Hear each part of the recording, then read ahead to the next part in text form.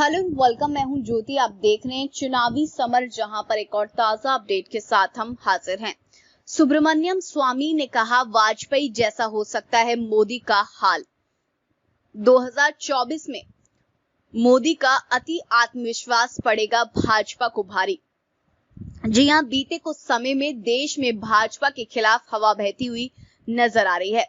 खासकर मोदी ने अपने दूसरे कार्यकाल में जिस तरह से CAA, NRC और कृषि कानून बनाया, उसकी वजह से जनता के एक बड़े वर्ग के मन में मोदी सरकार के खिलाफ नाराजगी है। ऐसे में भाजपा सांसद सुब्रमण्यम स्वामी ने मोदी को नसीहत दी है।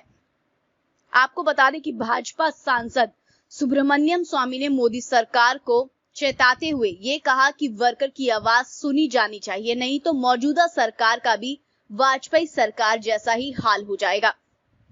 उन्होंने कहा कि अटल बिहारी वाजपेयी जैसे बड़े नेता, यानी कि जो व्यक्तिगत के बावजूद भी बीजेपी 100 से कुछ ऊपर जाकर अटक गई थी। उन्होंने कहा कि इंडिया शाइनिंग, फील गुड जैसे नारे भी हवा में उड़ गए।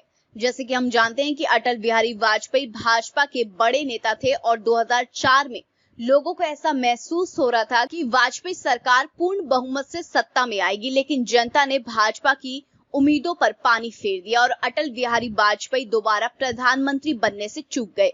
ऐसे में सुब्रमण्यम स्वामी ने मोदी को आगाह किया है कि वे अपनी नीतियों में सुधार करें, वरना उनका हाल भी वाजपेयी जैसा ही हो सकता है। वैसे स्वामी अपनी ही सरकार पर बीते काफी अरसे से खासे हमलावर हो रहे हैं, तो यहां तक ये कह चुके हैं कि कोरोना से निपटने का जिम्मा नितिन गडकरी को सौंप देना चाहिए। सुब्रमण्यम स्वामी ने ये कहा कि भारत में एक और कोरोना की लहर आ सकती है, जिसमें बच्चे और अधिक खतरे में होंगे। ऐसे में सरकार को जरूरी कड़े कदम उठाने होंगे। सुब्रमण्यम स्वामी का मानना है कि सिर्फ PMO पर निर्भर रहने से काम नहीं चलेगा।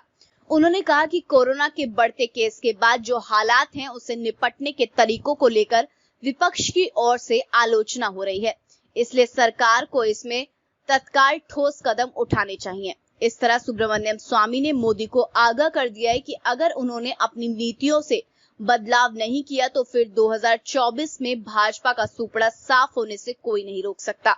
सीधे शब्दों में कहें तो कि मोदी और भाजपा के अंदर जिस तरह से अति आत्मविश्वास है कि 2024 में भी वे आसानी से फिर से केंद्र की सत्ता में आएंगे, सुब्रमण्यम स्वामी ने उस पर कटाक्ष करते हुए उन्हें उनकी नाकामी का आईना दिखा दिया है। तो इस पर आपकी जो भी राय है, आप प्लीज कमेंट सेक्शन में लिखें। Thank you so much, keep watching today's for more news.